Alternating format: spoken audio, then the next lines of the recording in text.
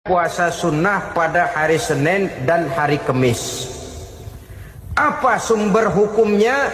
Diriwayatkan oleh Imam Muslim dari Abi Qatadah, Rasulullah Shallallahu Alaihi Wasallam ditanya tentang puasa pada hari Senin. Kenapa Rasul melakukan itu?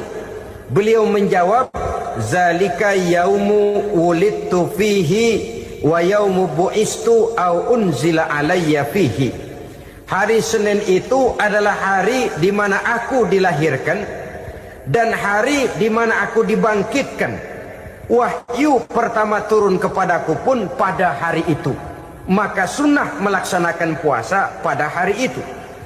Adapun hari Kamis, ada hadis yang diriwayatkan oleh Imam Turmuzi dari Abi Hurairah, Nabi bersabda, tu'radul a'malu yaumul isnaini wal khamisi fa uhibbu ay yu'radu amali wa ana shaim. Disetor amal setiap manusia pada hari Senin dan pada hari Kamis. Maka aku ingin, kata Nabi, agar pada saat amalku disetor itu aku sedang puasa. Jadi malaikat itu menurut riwayat ini mencatat dan menyetorkan catatan amalan seseorang pada hari Senin, hari Kamis. Tiap hari Senin amalan kita disetor oleh malaikat. Catatan terakhir tentu yang sedang kita kerjakan, sehingga yang masuk daftar, saya tinggalkan orang ini, dia sedang puasa, karena naik catatan amalnya pada hari Senin. Kamis diangkat lagi, catatan paling akhir, saya tinggalkan orang ini, dia sedang puasa. Itu makna fa uhibbu ayyurada amali wa ana shaim. Aku senang kalau pada saat amalku disetor, catatan paling akhir aku lagi puasa. Satu keistimewaan. Alangkah celaka tiap amalan disetor kita sedang berbuat jahat. Senin, Kamis, teler, mabok, judi. Tiap amalan disetor, catatan akhirnya saya tinggalkan si fulan lagi teler. Laporan Senin. Kamis laporan lagi, saya tinggalkan si fulan lagi mirip kartu. Saudara hadirin yang saya muliakan, alangkah jeleknya catatan kita. Oleh karena itu sunnah puasa pada hari Senin dan hari Kamis. Ini amalan sunnah, saudara-saudara. Dan oleh karena ini amalan sunnah, sebagian ulama memberikan penjelasan, walaupun lupa niat, kalau sudah malam itu lupa niat, boleh niatnya sudah siang puasa sunnah ini, dengan catatan dari pagi belum makan apa-apa. Malam saudara lupa, tahu-tahu ingat ini hari Senin, ini hari Senin, dah jam 10, niatlah jam 10 itu, sah puasanya asal dari pagi belum makan apa-apa. Tapi kalau sudah dapat 2 piring baru niat, jam 10 itu lain, ngojek namanya.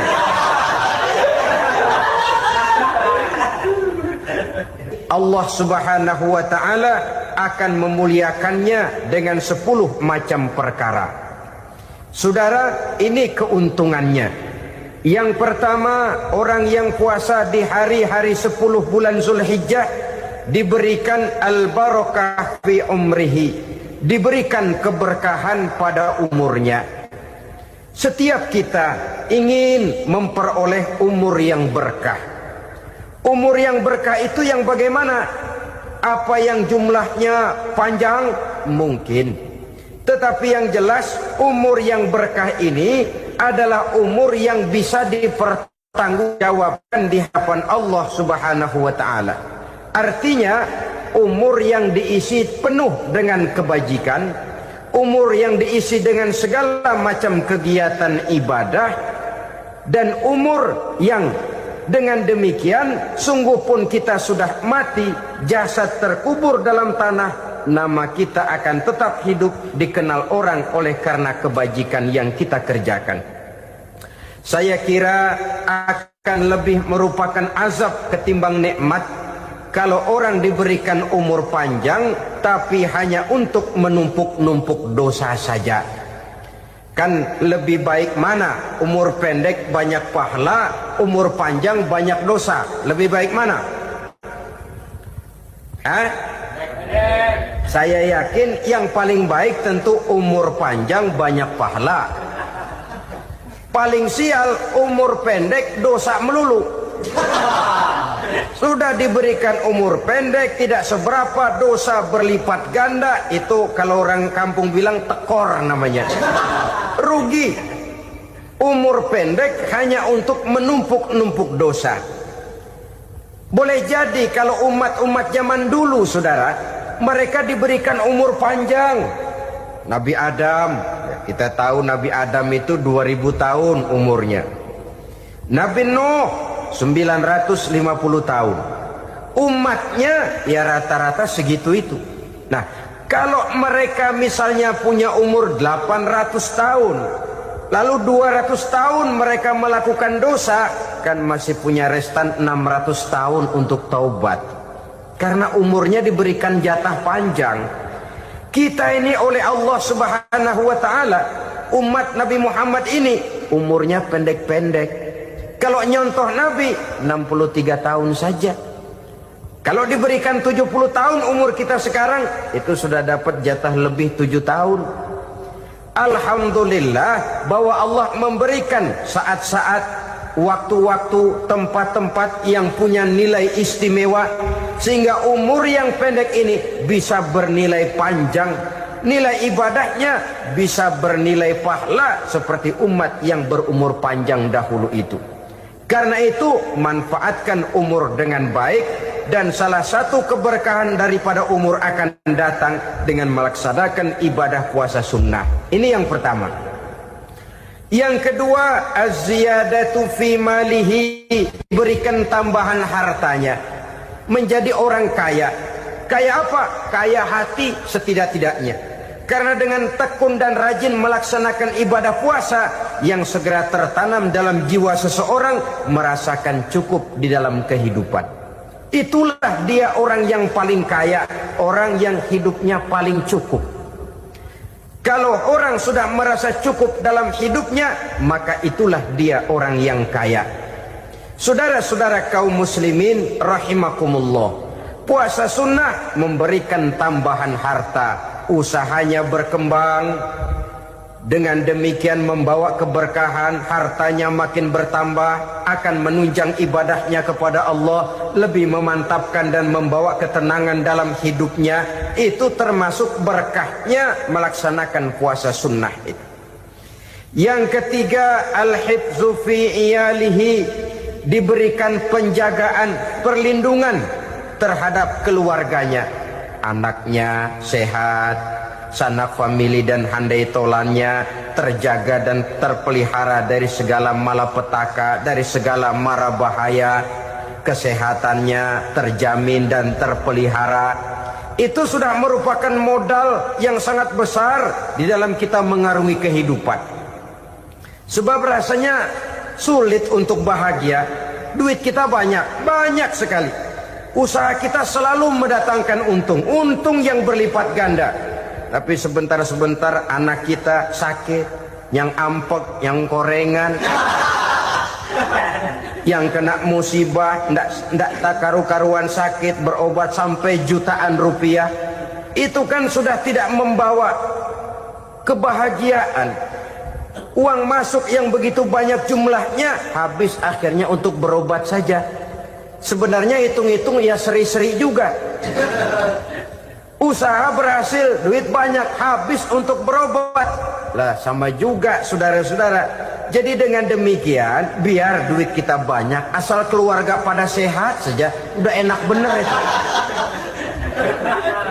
Duit banyak, ekonomi cukup, keluarga sehat, nikmat rasanya menjalani kehidupan ini. Yang kiamat sudah duit kagak barang seperak, keluarga ampek semua.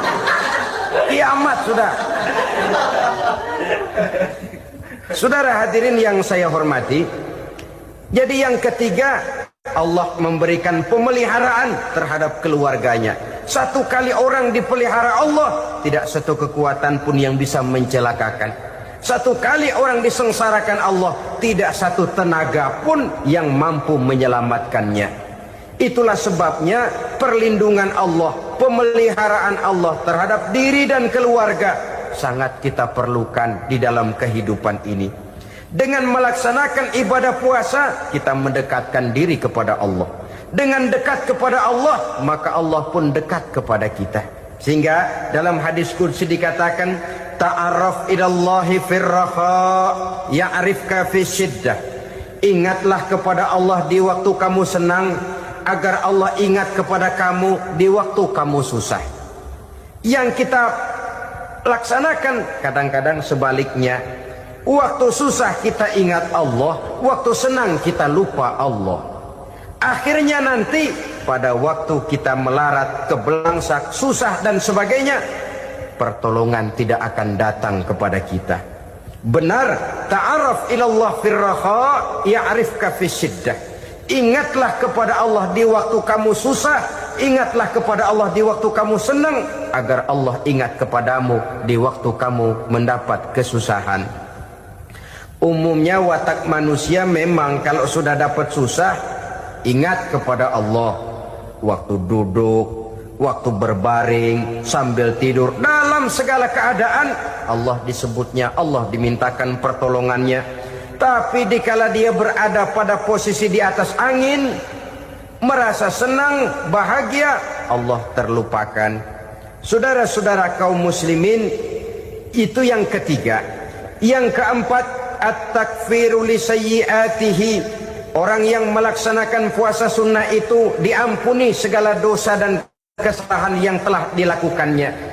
Dan yang kelima, at-tad'ifu li hasanatihi, diberikan balasan yang berlipat ganda dari segala kebaikan yang dikerjakannya. 1 berbalas 7, 7 bisa berbalas 10, 10 masih berbalas 100, masih ditambah dengan wallahu yudha'ifu liman yasha. Allah melipat gandakan pahala orang-orang yang dikehendakinya. Maka carilah satu kebaikan yang apabila kita kerjakan, dosa akan dihapus dan nilai pahalanya menjadi berlipat ganda. 1 kali kita bekerja, 2-3 pulau bisa kita raih dan kita jangkau. Yang keenam, orang yang melaksanakan puasa sunnah di bulan Zulhijjah, at-tashil li sakarati mautihi, diberikan kemudahan pada saat menghadapi sakaratul maut. Maut a mysterious problem. Dia adalah pintu yang setiap orang pasti akan memasukinya. Bahwa mati adalah mati, itu semua kita tahu. Tapi hakikat orang pada saat menghadapi mati itu kan berbeda-beda. Ada yang matinya itu gampang sekali, persis orang tidur saja, tidak nampak gelisah, tidak bikin susah yang hidup, tidak gelimpangan di tempat tidur, persis seperti orang mau tidur saja.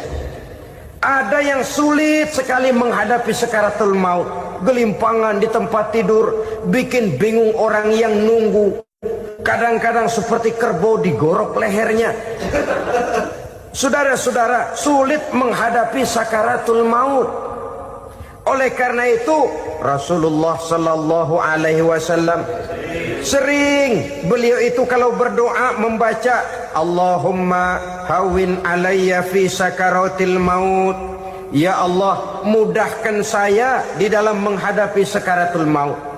Rasulullah saja, saudara, orang yang ibadahnya paling banyak, orang yang hatinya paling bersih, orang yang akhlaknya paling luhur, masih berdoa semacam ini. Mohon dimudahkan oleh Allah agar mudah menghadapi sakaratul maut. Apalagi kita, terus terang kita ini paling-paling kelas mukhtalid, bangsa sama pahala mau sama dosa doyan.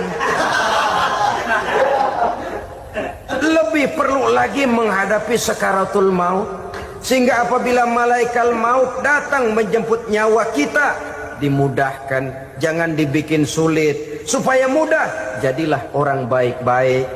Biasanya kalau banyak yang mati, malaikat maut juga kali main-mainin dulu tuh orang, utak-atik, ditakut-takutin dan segala macam. Saudara hadirin yang saya hormati, maka menghadapi sakaratul maut ini merupakan kunci. Apakah seseorang bisa husnul khatimah atau bisa su'ul khatimah? Salah satu jalan untuk memudahkan diri menghadapi sakaratul maut, melaksanakan puasa sunnah di bulan Zulhijjah ini. Yang ketujuh, ad-diya'u li zulumati qabrihi, diberikan terang di alam kuburnya. Kubur, saudara tahu, saudara tentu sering lihat orang dimasukkan ke liang lahat, ditutup dengan papan, dinding ari kata kita di kampung, lalu diuruk lagi dengan tanah. Dalamnya liang lahat, gelapnya liang lahat, gelapnya diuruk dengan tanah, gelapnya di dalam kubur, tiga gelap yang menjadi satu. Bapak moyangnya gelap.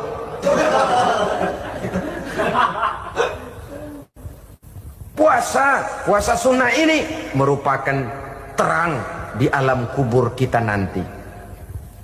Yang kedelapan, at-tasqil limizanihi, diberikan keringanan pada timbangan di hari akhirat nanti.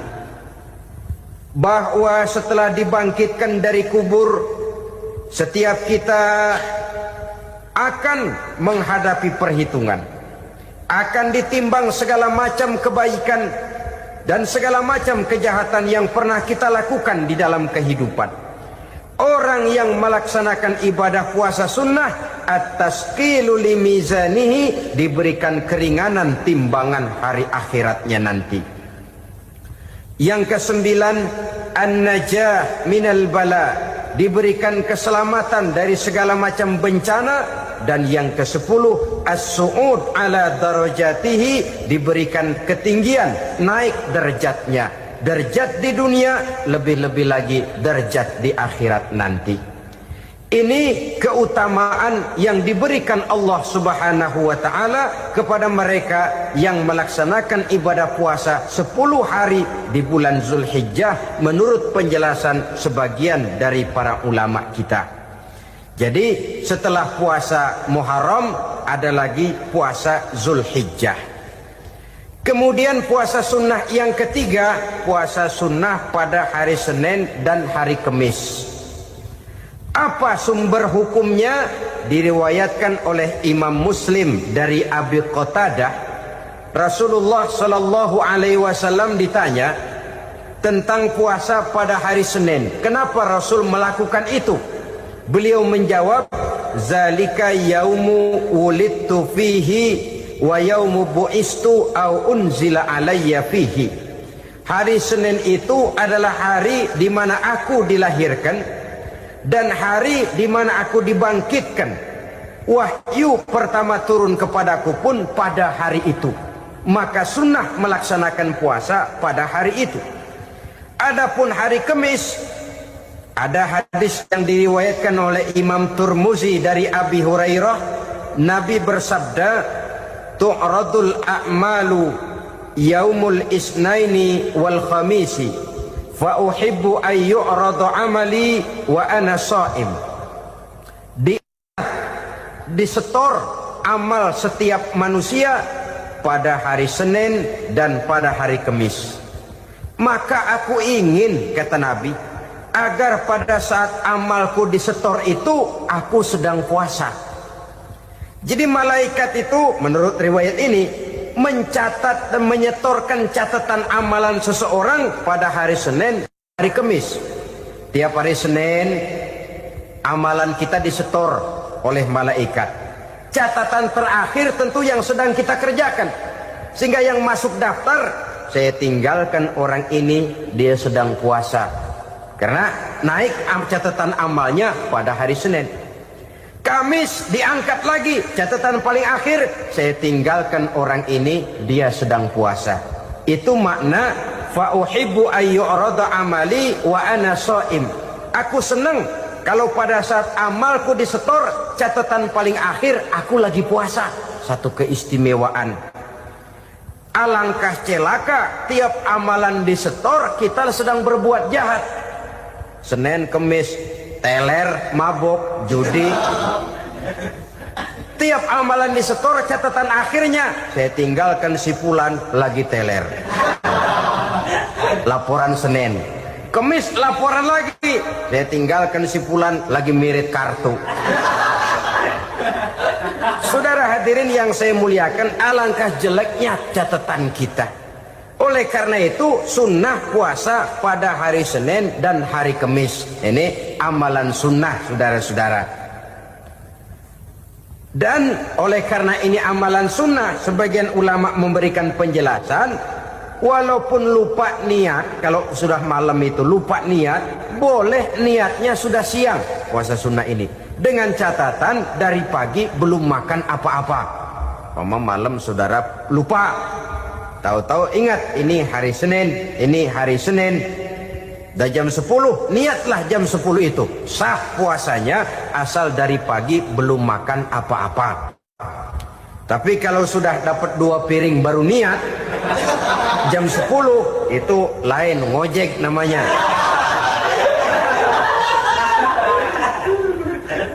Jadi puasa sunnah yang ketiga, puasa pada hari Senin dan hari Kamis. Yang keempat, puasa jenis sunnah yang keempat, puasa 6 hari di bulan Syawal. Diriwayatkan oleh Imam Muslim dari Abi Ayyub bahwa Nabi bersabda, "Man shoma Ramadhana summa atba'ahu sittan min Syawal kana kasyamid dahri." Barang siapa yang berpuasa di bulan Ramadan, kemudian diikutinya dengan 6 hari di bulan Syawal, maka dia seolah-olah seperti orang yang berpuasa 1 abad lamanya. Allahu Akbar. Demikian besar keuntungannya. 6 hari di bulan Syawal sama dengan orang yang berpuasa 1 abad lamanya. Ini fadailul a'mal, saudara-saudara. Jangan diartikan karena menang sudah puasa 6 hari bulan Syawal, Ramadan tahun depannya lantas nggak puasa. Kenapa? Ukurannya sudah 1 abad.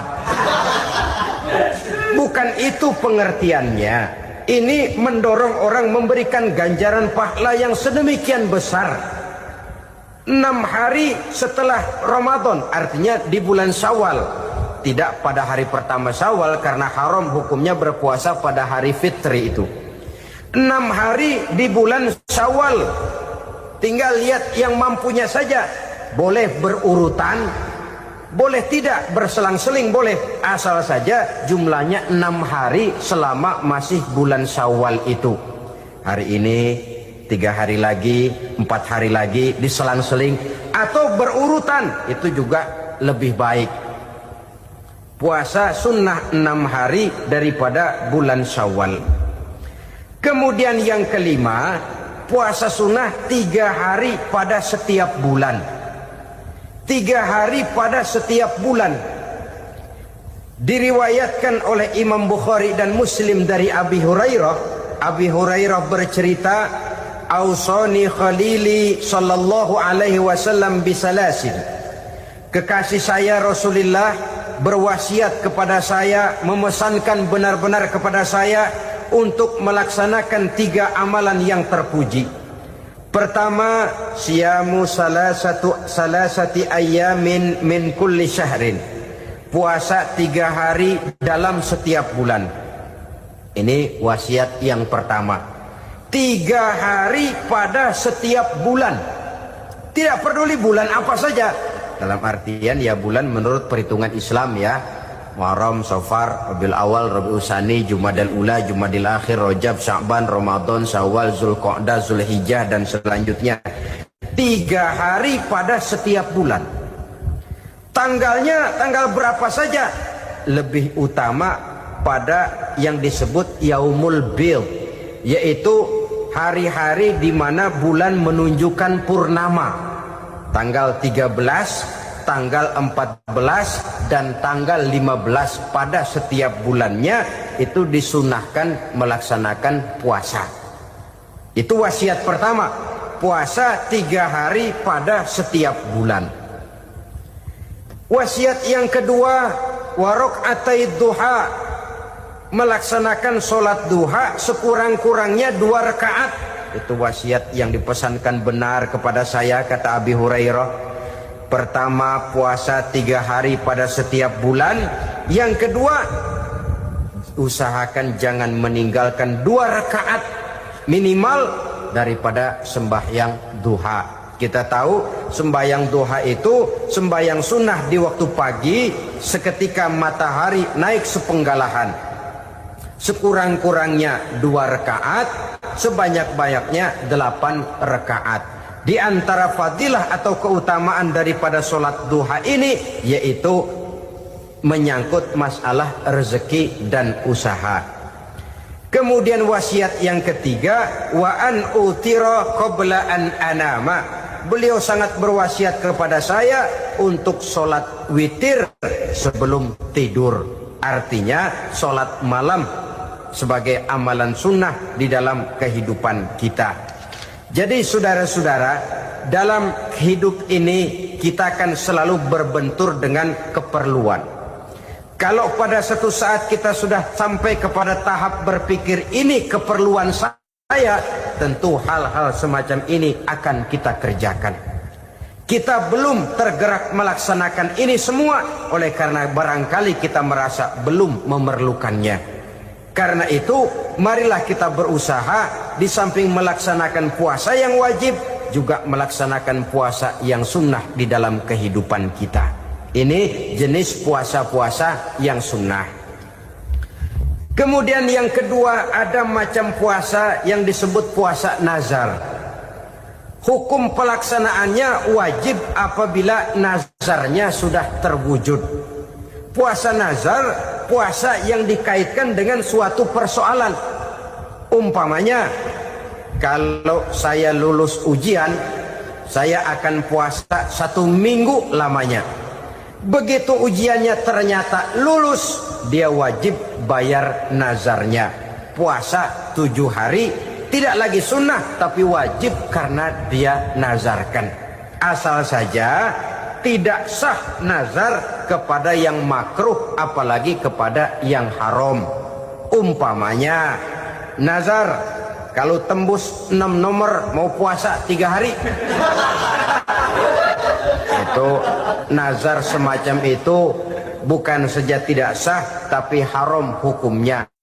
Tidak boleh nazar kepada yang makruh apalagi kepada yang haram.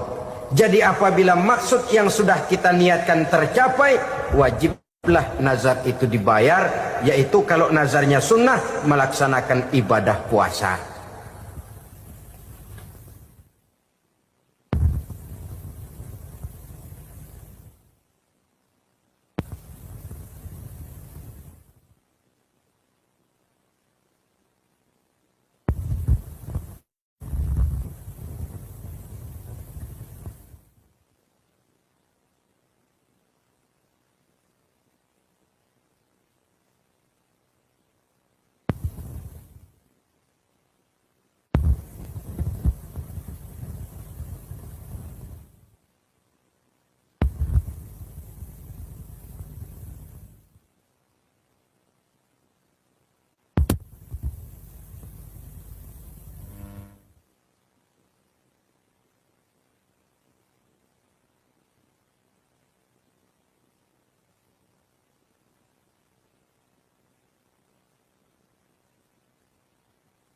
Saudara-saudara kaum muslimin rahimakumullah. Jenis puasa yang ketiga kita kenal dengan puasa wajib. Dan ini kita laksanakan pada bulan suci Ramadan. Tentang teknis pelaksanaan ibadah puasa di bulan Ramadan sudah pernah saya bicarakan pada pertemuan tentang Ramadan dan Idul Fitri. Pada kesempatan ini saya hanya ingin mengajak bahwa di dalam melaksanakan ibadah puasa Ramadan ini, marilah kita mengadakan evaluasi. Kenapa demikian? Barangkali secara jujur, walaupun agak berat, saya masih harus berkata, masih banyak di antara kita umat Islam yang di dalam melaksanakan suatu ibadah terjebak dalam rutinitas ritual. Apa itu rutinitas ritual? Itu bahasa susah. Berhubung saya tidak ingin bicara yang susah-susah, kita bicara yang mudah-mudah saja.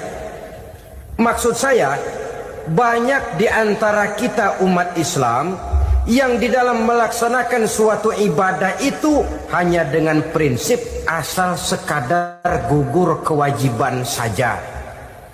Akibatnya, sampai sejauh mana ibadah itu berhasil membentuk kepribadian diri kita, kita jarang mengadakan evaluasi dan penilaian. Solat yang penting gugur kewajiban. Puasa yang penting sudah gugur kewajiban. Haji yang penting sudah gugur kewajiban. Maka jangan heran kalau itu yang jadi prinsip, ibadah lantas tidak punya dampak dalam membentuk kepribadian diri. Banyak orang yang rajin sholat tapi munkarnya jalan terus. Sampai kadang-kadang kita bingung, yang sembahyang dia, yang nyolong dia. Puasanya kelihatannya tekun tapi tidak punya kepekaan sosial. Sama yatim piatu bersifat masa bodoh, sama fakir miskin malah gemes. Tidak lantas tumbuh kepekaan sosial walaupun dia sudah ikut merasakan tidak enaknya lapar dan haus. Ada juga yang sudah haji 4-5 kali mondar-mandir Jakarta Mekah, tapi gaya hidupnya tetap seperti katak di kolong tempurung, picik, sempit pandangan, dangkal hati. Tidak terbuka walaupun sudah melihat Islam dalam skala internasional. Yang dia lihat, yang dia saksikan, yang dia pandang, tidak sanggup menggugah dan mengubah jiwanya, tidak bisa mewarnai pandangan hidupnya. Inilah akibatnya kalau ibadah hanya dikerjakan dengan prinsip asal sekadar gugur kewajiban. Hasilnya yaitu tadi, hajinya cuma menang topi putih sama serban. Sholatnya cuma prinsip asal gugur kewajiban. Begitu juga puasanya, begitu juga zakatnya dan ibadah-ibadah lainnya. Bukan tanpa satu maksud. Jikalau Allah Subhanahu wa ta'ala memerintahkan kita melaksanakan ibadah puasa di bulan suci Ramadan, bahkan maksud itu sangat pada penghujung ayat yang memerintahkan kita puasa. Ya ayyuhallazina amanu kutiba alaikumus siyam kama kutiba alal ladzina min qablikum la'allakum tattaqun. Orang yang beriman diwajibkan atas kamu berpuasa, telah diwajibkan juga kepada orang-orang yang sebelum kamu, la'allakum tattaqun, agar kamu dengan puasa itu menjadi manusia yang bertakwa kepada Allah Subhanahu wa ta'ala. Dengan kata lain, berhasil atau tidak puasa Ramadan kita ini akan nampak takwa kita meningkat atau tidak setelah kita melaksanakan ibadah puasa. Sehingga kalau orang mengatakan Ramadan itu merupakan month of training, bulan latihan, keluar latihan tentu harus semakin naik dan baik gaya kehidupan kita. Jadi tujuan utama daripada pelaksanaan ibadah puasa adalah untuk membentuk manusia yang bertakwa. Nah, takwa itu kata Imam Qusairi hurufnya ada 4. Ta, qaf, wawu, ya. Masing-masing huruf ini simbol dari pribadi orang yang bertakwa, bina dan dibentuk oleh pelaksanaan puasanya. Mari kita lihat. Huruf ta adalah lambang dari sifat tawadhu, rendah hati. Orang yang bertakwa, orang yang tidak mempunyai sifat sombong. Puasa menanamkan kita kesadaran terhadap kelemahan, terhadap keterbatasan, terhadap segala ketidakmampuan yang kita miliki. Ya Allah, Baru sehari nggak kena makan, nggak kena minum, sudah begini lemesnya. Puasa memang, kalau pagi orang masih sehat, masih terdorong oleh sahur. Siang masih lumayan, tapi zuhur ke atas biasanya mulai sikap lemah manusiawi, keterbatasan kekuatan biologis itu mulai nampak. Dari sini tanam satu kesadaran. Kalau begitu apa yang mau disembuhkan di hadapan Allah? Kaya, siapa sih orang paling kaya? Ilmu, siapa sih orang paling pintar? Pangkat, siapa sih orang paling tinggi jabatannya? Dari sifat semacam ini lahir introspeksi. Rasa mawas diri, timbul sifat tawaduknya, rendah hatinya, tidak melonjak menjadi angku dan sombong lantaran sedikit kemampuan dan kekuatan yang dimilikinya. Lalu untuk sikap yang lebih jauh, terwujudlah, terbentuklah apa yang dinamakan stabilitas temperatur batin. Orang tetap konstan menjaga nilai-nilai idealisme yang pernah dimilikinya. Dia mulai dengan adil, dia berjalan tetap dengan keadilan, dan dia berakhir juga tetap dalam keadilan. Jangan mulainya adil, tengahnya setengah adil, di akhirnya malah zolim sama sekali. Ini tidak punya stabilitas temperatur batin. Kan banyak orang begitu toh. Mulanya benar, belakangan mau benar sendiri. Mulanya sudah rela berkorban buat kepentingan orang banyak, belakangan malah selalu mengorbankan kepentingan orang banyak. Waktu di bawah rajin baca ayat kursi, dapat kursi lupa ayat. Stabilitas temperatur batin tertipu oleh perasaan seolah-olah situasi dan kondisi sudah serba memungkinkan, sudah serba menguntungkan.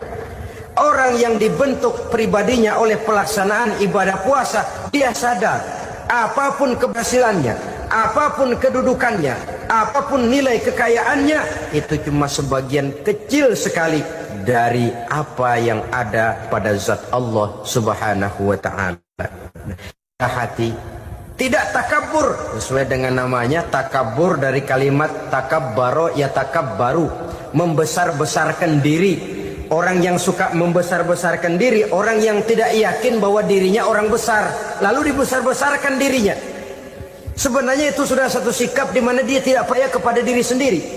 Dirinya sebenarnya bukan apa-apa, cuma ingin dianggap besar, lalu dibesar-besarkan. Takabbur namanya. Puasa sekali lagi melatih kita menanamkan kesadaran akan kelemahan dan keterbatasan kita sebagai makhluk. Itu sikap tawadu.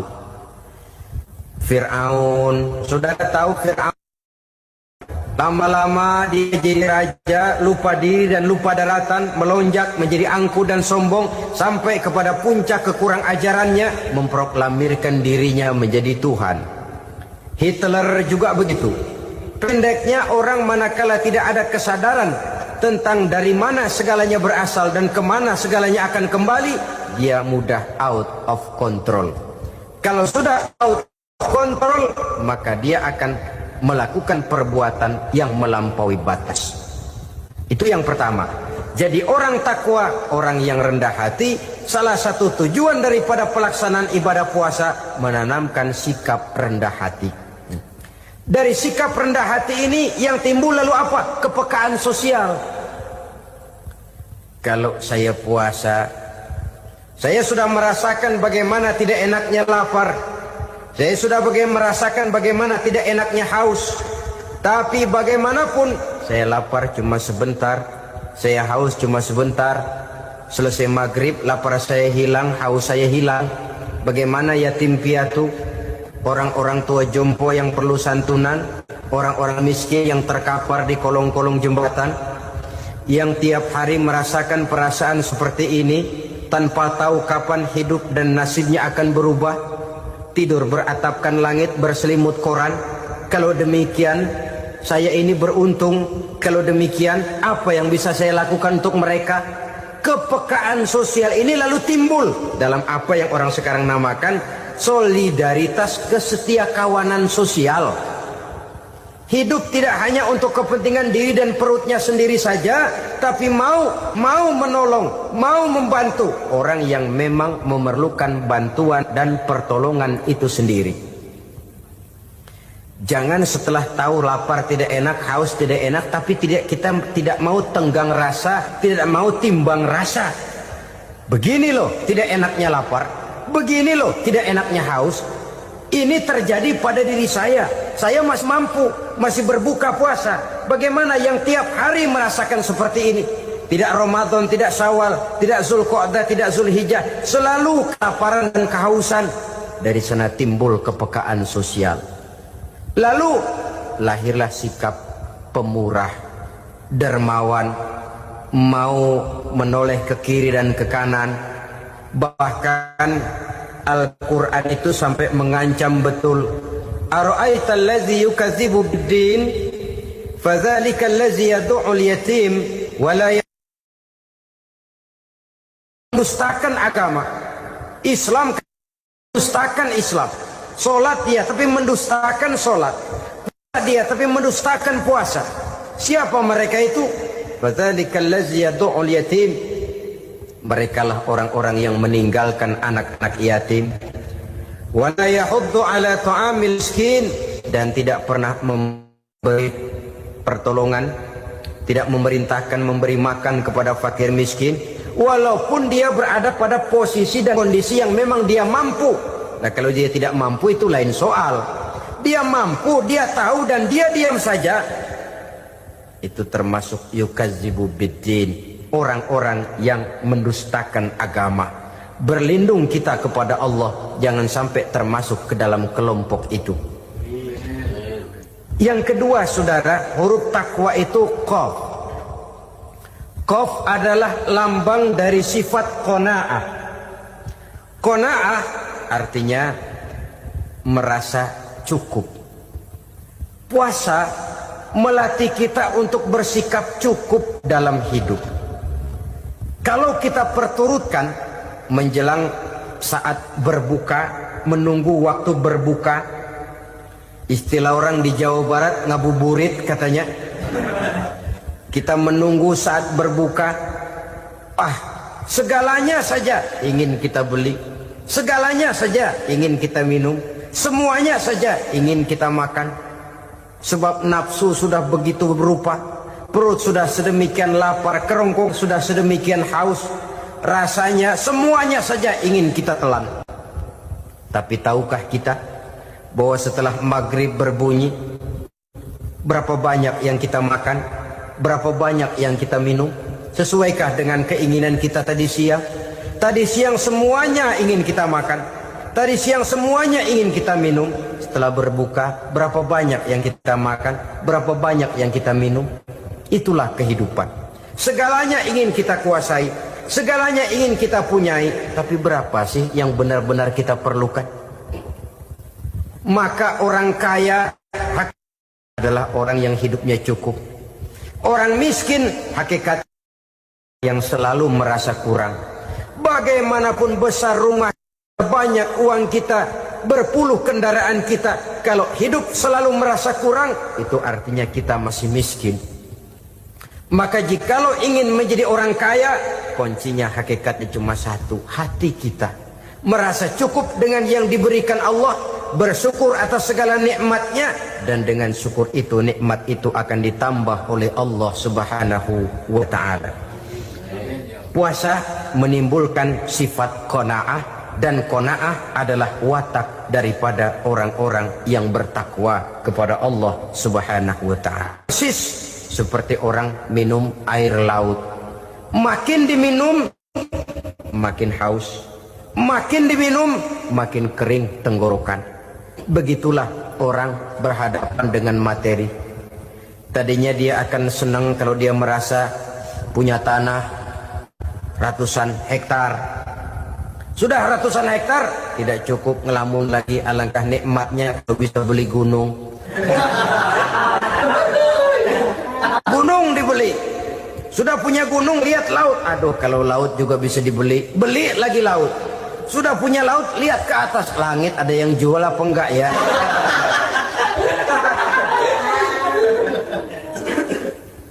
Seperti orang berhadapan dengan air laut yang makin diminum makin membuat kita haus dan makin kering tenggorokan ini.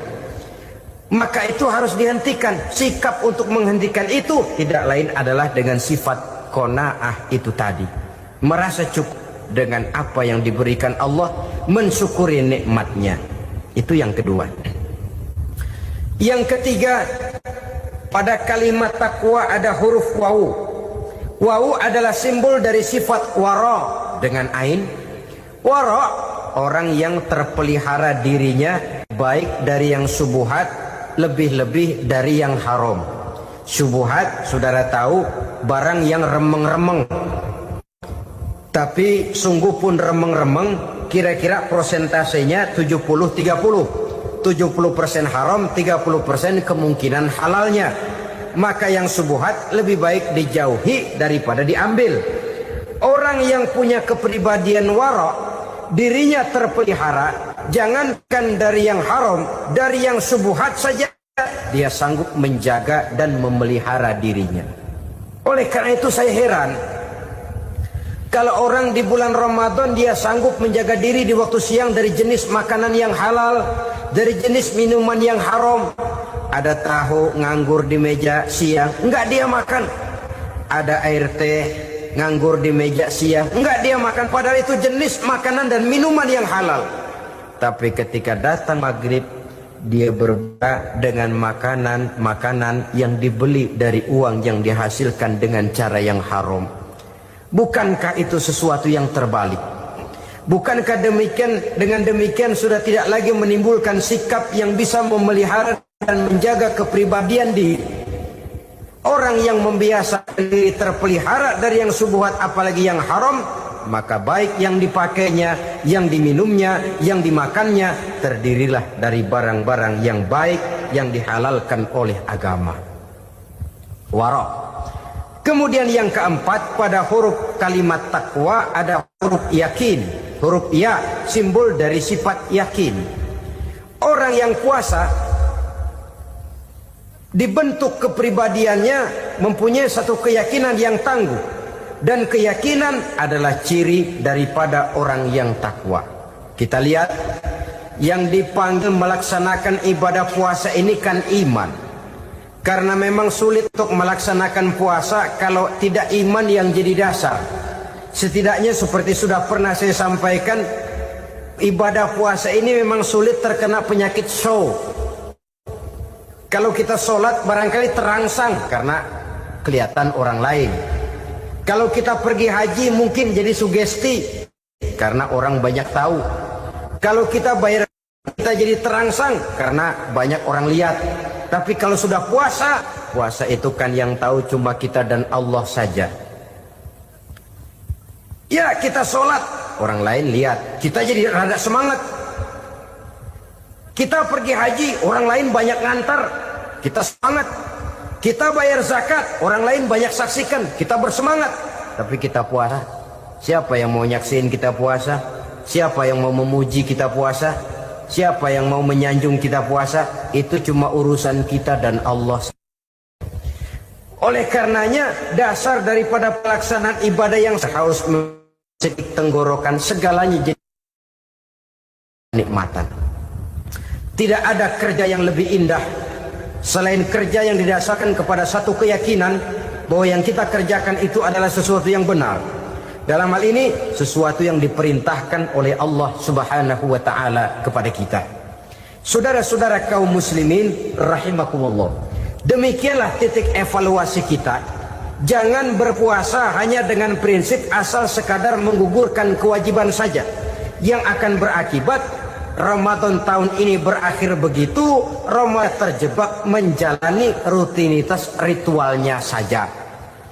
Bahkan kadang-kadang yang nyata betul, Nabi menganjurkan tingkatkan ibadah pada 10 hari yang akhir di bulan Ramadan, tanggal 20 sampai akhir Ramadan. Yang kita praktekkan malah kegiatan ibadah kita justru menurun pada 20 Ramadan yang akhir. Coba lihat 20 Ramadan ke atas, itu pasukan tarawih paling kelas 60-70 tahun ke atas. Mana yang lain sudah berpikir menghadapi lebaran, berpikir pulang mudik, berpikir macam-macam. Akibatnya konsentrasi ibadah lalu buyar. Dianjurkan Rasul, tingkatkan ibadah pada 10 hari yang terakhir. Kita malah makin ke akhir makin lancip.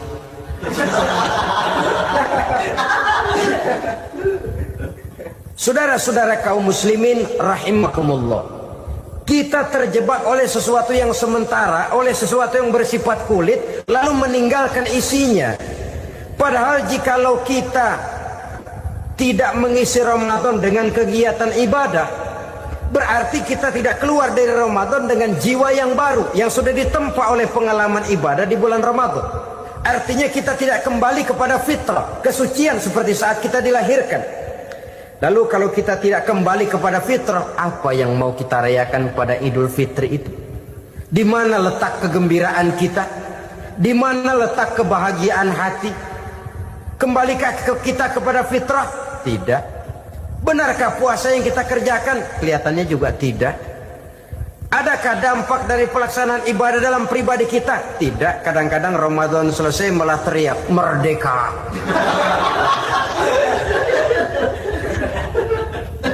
Kalau tadinya Ramadan dia merasa terhalang, mau keluar siang, mau makan siang, bulan puasa, mau minum siang, bulan puasa, mau gandengan, bulan puasa.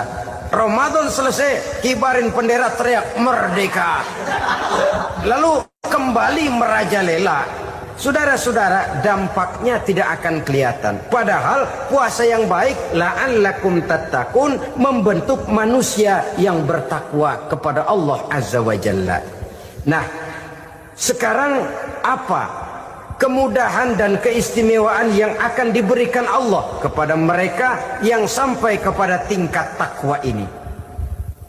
Al-Quran menjelaskan, pertama, "May yattaqillaha yaj'al lahu makhraja." Barang siapa yang bertakwa kepada Allah Subhanahu wa taala, maka dia akan diberikan makhraja.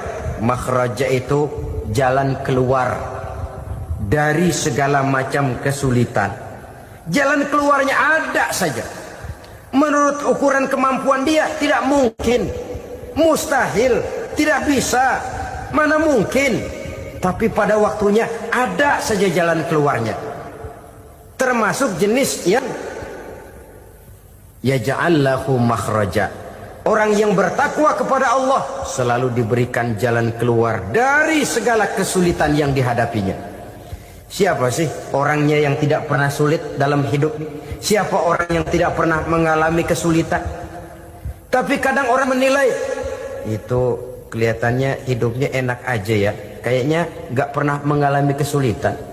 Sebenarnya bukan tidak pernah mengalami kesulitan, Allah selalu memberikan jalan keluar dari segala kesulitan yang dihadapinya. Nah, kalau Allah yang memberikan jalan keluar, tentu sangat mudah sekali. Orang yang bertakwa diberikan jalan keluar dari segala macam kesulitan. Satu. Yang kedua, wa yarzuqhu min haitsu la yahtasib. Dia akan diberikan rezeki oleh Allah dengan jalan yang tidak disangka-sangka. Rezekinya datang dengan cara yang tidak disangka-sangka. Gajinya mungkin kecil, tapi penghasilannya gede. Kan itu yang penting. Gaji dan penghasilan kan lain tuh. Boleh jadi gaji kecil, asal penghasilan gede, kan nikmat hidup itu. Nah, penghasilan ini ada yang bisa kita perkirakan. Bisa kita perkirakan. Misalnya gaji itu tadi. Kalau saya kerja, gaji saya begini. Ada rezeki yang masuk min haitsu la yahtasib. Tidak kita sangka-sangka. Tidak kita duga-duga. Tahu-tahu ada saja rezeki. Datang orang, bawa persoalan yang mendatangkan hasil. Sebab rezeki, jodoh, maut memang seperti bayangan. Kita uber-uber dia lari, kita diem dia diem. Kan gemesin itu. Bayang-bayang itu begitu. Kita kejar, dia lari. Rezeki juga begitu. Kita diem, dia diem. Setengah mati yang namanya rezeki kita cari, kita uber. Ngobek sampai ratusan bohong kita kerjain. Tapi memang belum waktunya, ya sulit untuk tembus. Tapi kadang-kadang giliran kita nongkrong di rumah, datang orang bawain rezeki. Itulah yang namanya rezeki. Tapi ini untuk orang yang bertakwa. Kalau tidak punya kredibilitas takwa, jangan lalu pakai ayat ini. Diberikan Allah dengan rezeki dengan jalan yang tidak disangka. Kan ada ayatnya dah, kita mah manteng aja di rumah dah. Ntar juga tuh rezeki datang. Ini fasilitas yang diberikan kepada orang yang wa may yattaqillah, bertakwa kepada Allah, yarzuqhu min haitsu la yahtasib, diberikan rezeki dengan cara yang tidak disangka-sangkanya. Maka kadar ketakwaan jangan membuat kita buruk sangka. Tuh orang ya nggak kemana-mana, duitnya ada aja. Kalau dia takwa, Allah berikan jalan keluar. Yang lantas ngelihat kiai orangnya ahli ibadah, ilmunya tinggi, akhlaknya luar biasa, takwanya tinggi, rezekinya lancar. Lalu husnuzon nih kiai nggak kemana-mana, duitnya banyak, miara tuyul kali ini. Itu termasuk jaminan Allah yang masuk kategori min haitsu la yahtasib. Yang ketiga, yaj'al lahu min amrihi yusra, dimudahkan segala urusannya. Dimudahkan segala urusannya. Kemudian yang keempat, yukaffir anhu sayyiatihi wa yu'azzim lahu ajra, diampuni segala kesalahannya dan dibesarkan pahala kebaikan yang dikerjakannya. Maka mudah-mudahan puasa yang kita kerjakan mengantarkan kita kepada ketakwaan kepada Allah, dan takwa membuka janji Allah kepada kita di dalam kehidupan ini. Puasa sunnah pada hari Senin dan hari Kamis. Apa sumber hukumnya? Diriwayatkan oleh Imam Muslim dari Abi Qatadah, Rasulullah Shallallahu Alaihi Wasallam ditanya tentang puasa pada hari Senin. Kenapa Rasul melakukan itu? Beliau menjawab, zalika yaumu wulidtu fihi wa yaumu bu'istu au unzila alayya fihi. Hari Senin itu adalah hari di mana aku dilahirkan dan hari di mana aku dibangkitkan. Wahyu pertama turun kepadaku pun pada hari itu. Maka sunnah melaksanakan puasa pada hari itu. Adapun hari Kamis, ada hadis yang diriwayatkan oleh Imam Turmuzi dari Abi Hurairah, Nabi bersabda, tu'radul a'malu yaumul isnaini wal khamisi fa uhibbu ay yu'radu amali wa ana shaim. Disetor amal setiap manusia pada hari Senin dan pada hari Kamis. Maka aku ingin, kata Nabi, agar pada saat amalku disetor itu aku sedang puasa. Jadi malaikat itu menurut riwayat ini mencatat dan menyetorkan catatan amalan seseorang pada hari Senin, hari Kamis. Tiap hari Senin amalan kita disetor oleh malaikat. Catatan terakhir tentu yang sedang kita kerjakan, sehingga yang masuk daftar, saya tinggalkan orang ini, dia sedang puasa, karena naik catatan amalnya pada hari Senin. Kamis diangkat lagi, catatan paling akhir, saya tinggalkan orang ini, dia sedang puasa. Itu makna fa uhibbu ay yu'rada amali wa ana shaim. Aku senang kalau pada saat amalku disetor, catatan paling akhir aku lagi puasa. Satu keistimewaan. Alangkah celaka tiap amalan disetor kita sedang berbuat jahat. Senin, Kamis, teler, mabok, judi. Tiap amalan disetor, catatan akhirnya saya tinggalkan si fulan lagi teler. Laporan Senin.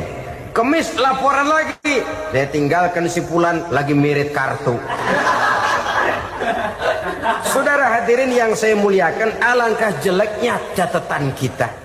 Oleh karena itu sunnah puasa pada hari Senin dan hari Kamis. Ini amalan sunnah, saudara-saudara. Dan oleh karena ini amalan sunnah, sebagian ulama memberikan penjelasan, walaupun lupa niat, kalau sudah malam itu lupa niat, boleh niatnya sudah siang puasa sunnah ini, dengan catatan dari pagi belum makan apa-apa. Malam saudara lupa, tahu-tahu ingat ini hari Senin, dah jam 10, niatlah jam 10 itu, sah puasanya asal dari pagi belum makan apa-apa. Tapi kalau sudah dapat 2 piring baru niat, jam 10 itu lain, ngojek namanya.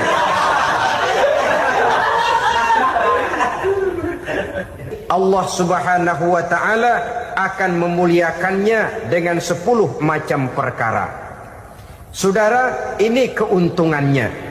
Yang pertama, orang yang puasa di hari-hari 10 bulan Zulhijjah diberikan al-barakah fi umrihi, diberikan keberkahan pada umurnya.